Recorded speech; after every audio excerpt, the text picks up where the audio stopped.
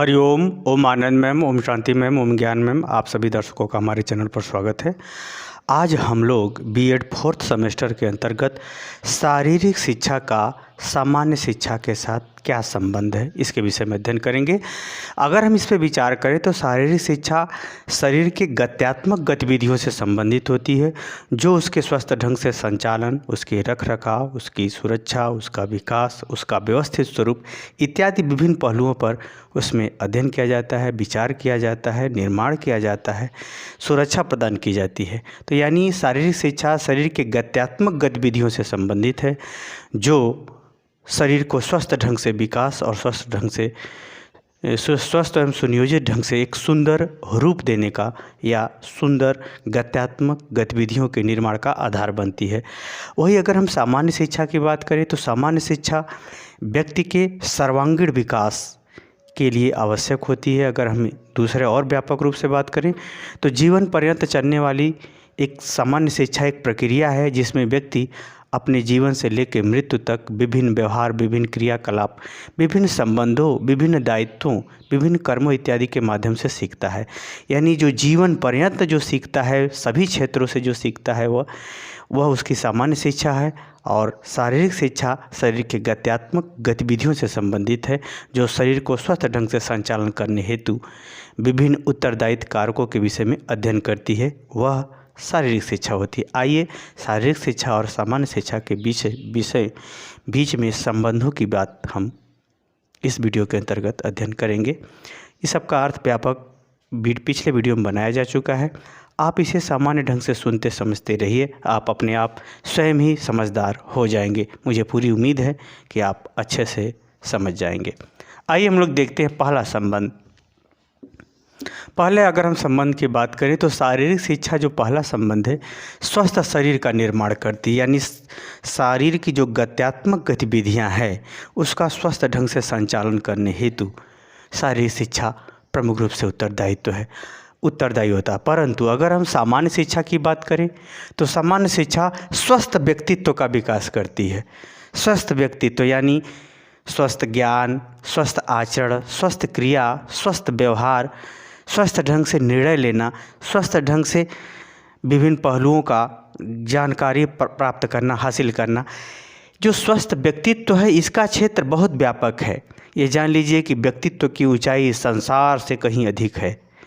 तो जो सामान्य शिक्षा है वो व्यक्तित्व का निर्माण व्यापक रूप में करती है, और यह शरीर जो है, शारीरिक शिक्षा जो है, यह स्वस्थ शरीर का निर्माण अपने शरीर के लिए करती है। तो कहने का मतलब ये है कि जब आपके पास स्वस्थ शरीर यानी स्वस्थ ढंग से आपके शारीरिक गतिविधियों का संचालन होगा, तभी आपका व्यक्तित्व का विकास होगा। ये इसका संबंध है, ये इसका प्रारंभ है, तो ये इसकी पूर्णता है, ऐसे समझिए। तो यानी यह संबंध पहला संबंध आपने देखा। दूसरा का संबंध देखा जाए तो शारीरिक जो गतिविधियों की बात है वो गत्यात्मक यानी शरीर के अंगों का संचालन, उसके उठने बैठने, सोने जागने, हाव भाव की शैली प्रस्तुत करना, यानी शारीरिक शिक्षा जो है शरीर की गत्यात्मक पहलुओं से संबंधित है, जिसमें व्यक्तिगत शरीर की ही बात होगी।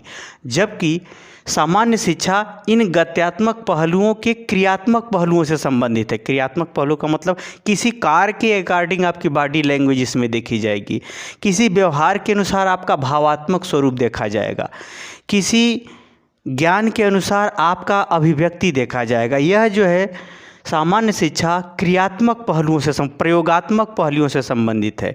जैसे आप अगर प्रणाम करते हो तो हाथ जोड़ के प्रणाम किया तो ये शारीरिक हुआ, और जब इस शरीर में भावना को जोड़ करके आप जो है पद और व्यक्ति को देखते हुए विभिन्न रूपों में आपने प्रणाम करना शुरू किया। किसी को ज़्यादा रिस्पेक्ट, प्रसन्नता के साथ, तो किसी को गंभीरता के साथ, तो किसी का चरण पकड़ रहे हैं, तो ये क्रियात्मक पहलू हो गया।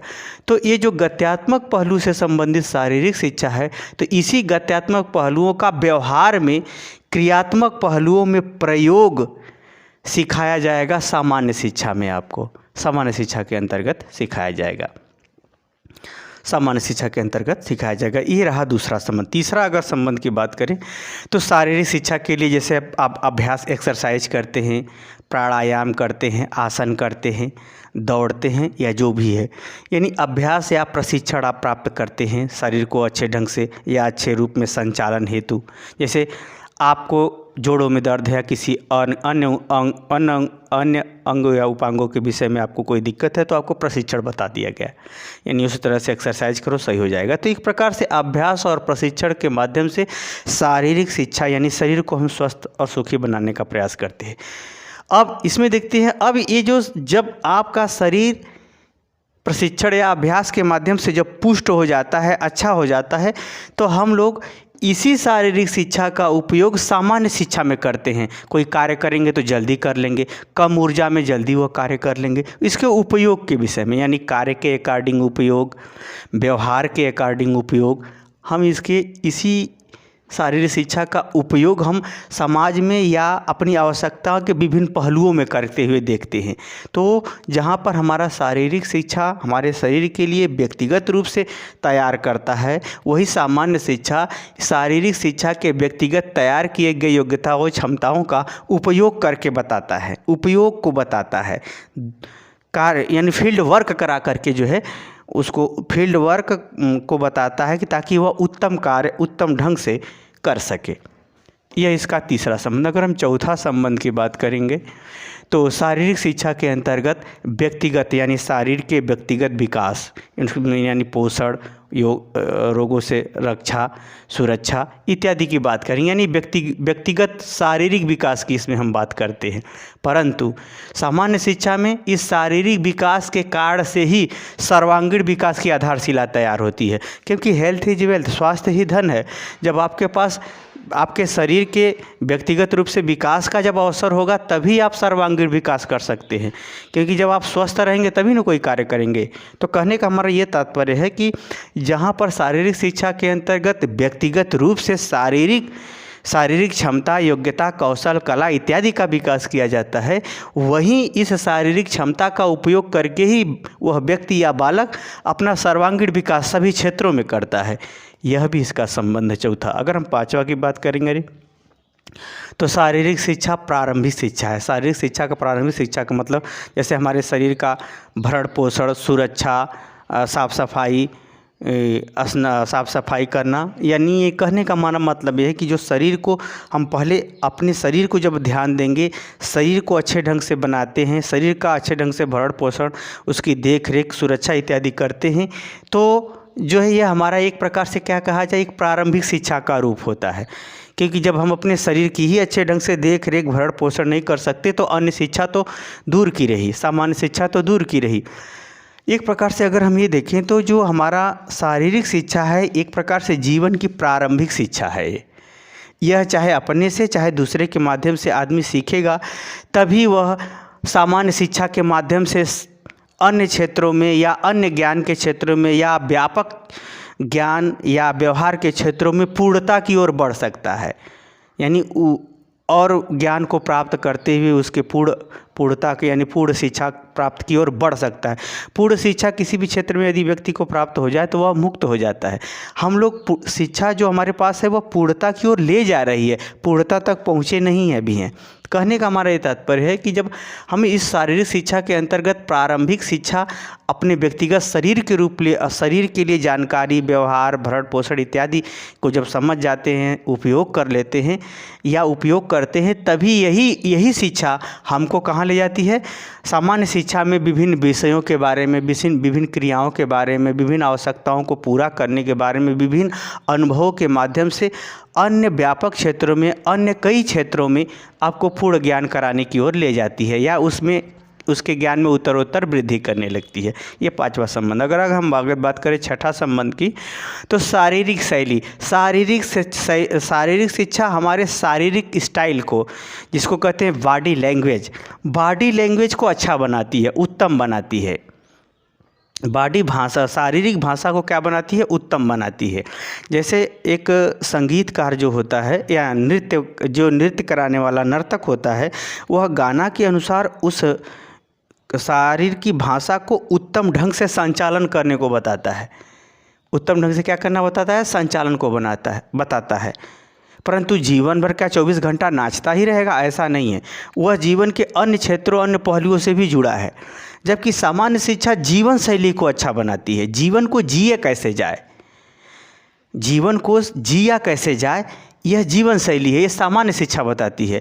जीवन में हम व्यवहार को कैसे जिएं, खुशियों को कैसे जिएं, गम को कैसे जिएं और गम को दूर करने की शैली कैसी हो, इस प्रकार से जीवन शैली यानी जीवन शैली को सामान्य शिक्षा बताती है। जबकि शारीरिक शैली अच्छी हो या शारीरिक अच्छी शैली का निर्माण करना, शरीर की शारीरिक स्टाइल को अच्छा करना, सुंदर ढंग से चलना, सुंदर ढंग से बैठना, सुंदर ढंग से बोलना, सुंदर ढंग से शब्दों के साथ हाव भाव प्रदर्शित करना, ये सब शारीरिक शैली है।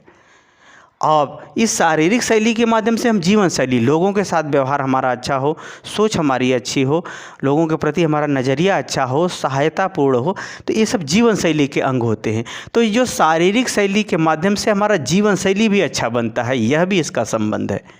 यानी हमारी शारीरिक शैली जितनी अच्छी होगी उतना ही हमारी जीवन शैली भी अच्छी होगी, क्योंकि जो शारीरिक शैली है इसी माध्यम से हर व्यवहार हम करेंगे तो हमारा वही व्यापक व्यवहार, व्यापक क्रिया हमारा जीवन शैली बन जाता है।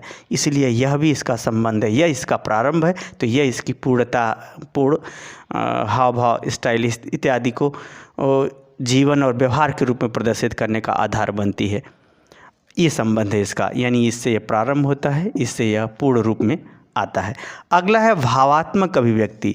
अगर हम बात करें शारीरिक शिक्षा के अंतर्गत, तो शारीरिक शिक्षा जो हमारा शारीरिक शिक्षा के अंतर्गत हम क्रियाओं के अनुसार, गतिविधियों के अनुसार जो हम भावना प्रदर्शित करते हैं, कि जैसे आपको कोई चीज़ पसंद है तो आप प्रसन्नता से, जैसे कोई पानी आपसे मांगा तो आप प्रसन्नता से पानी लिया करके दे दिए, तो इसका अर्थ हुआ कि आप सच में उसे रिस्पेक्ट करते हो, आप उसे मानते हो, उसका कद्र करते हो। तो एक प्रकार से आपका जो है शारीरिक शैली एक भावात्मक अभिव्यक्ति प्रदर्शित की, प्रसन्नता का, उसी तरह से क्रोध का, घृणा का, अन्य सब व्यवहार हैं।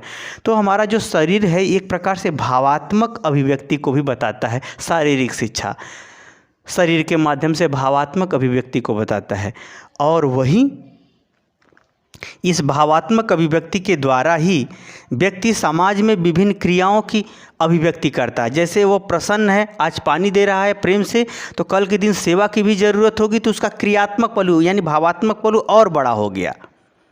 भावात्मक पहलू उसका और बड़ा हो गया। कहने का मतलब आज वो पानी दे रहा है प्रेम से, तो कल के दिन सेवा भी वो अधिक अच्छे से करेगा। तो जहाँ पर उसका भावात्मक पहलू या भावात्मक अभिव्यक्ति शारीरिक शिक्षा का अंग बनती है, वहीं उस भावना के माध्यम से सेवा में जो कष्ट होता है उसको सहन कर ले, सेवा के लिए तत्पर रहे, तो वह उसका क्रियात्मक अभिव्यक्ति का रूप बन जाता है, जिसको कहा जाता है सामान्य शिक्षा। क्योंकि जब तक ये भावात्मक पहलू सही है, अगर आपका सेवा में कष्ट हो रहा है, आप सेवा से भाग रहे हो, तब तो आपका जो है मात्र शारीरिक शिक्षा ही पूर्ण हुआ, आपका सामान्य शिक्षा पूर्ण नहीं हुआ, क्योंकि सेवा में तो कष्ट सहना ही पड़ेगा।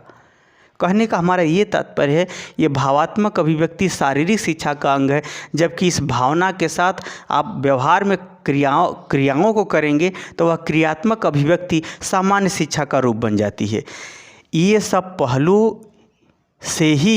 पहलू का प्रारंभ एवं विकास होता है। यही कारण है कि इन दोनों में बड़ा घनिष्ठ संबंध है। बहुत मतलब ये कहिए कि आत्मा और शरीर का संबंध हम कह सकते हैं कि इन दोनों के बीच में आत्मा और शरीर का संबंध है। यदि शारीरिक शिक्षा शरीर है, तो सामान्य शिक्षा उस शरीर की आत्मा है, क्योंकि शरीर की ही शिक्षा सब प्रकार की शिक्षा का पूर्णता रूप नहीं है। सामान्य शिक्षा ही सभी प्रकार की शिक्षा का पूर्ण रूप है। तो आगे हम चलते हैं आंशिक क्षेत्र। शारीरिक शिक्षा जो है एक सीमित क्षेत्र है, क्योंकि ये सिर्फ शरीर से संबंधित है, जबकि सामान्य शिक्षा का क्षेत्र व्यापक है।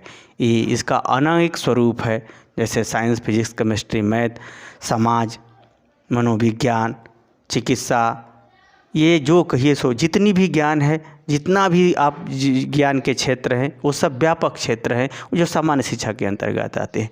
और शारीरिक शिक्षा का क्षेत्र आंशिक है, क्योंकि ये शारीरिक गत्यात्मक गतिविधियों से संबंधित है, इसलिए इसका क्षेत्र जो है आंशिक है, सीमित है।